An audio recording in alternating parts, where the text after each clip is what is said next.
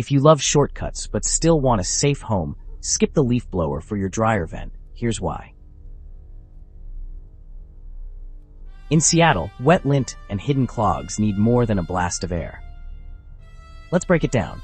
Using a leaf blower to clean your dryer vent might sound easy, but it rarely does the job in Seattle's damp climate. Most vents have twists and turns, and wet lint sticks to the sides. Your leaf blower just can't reach it.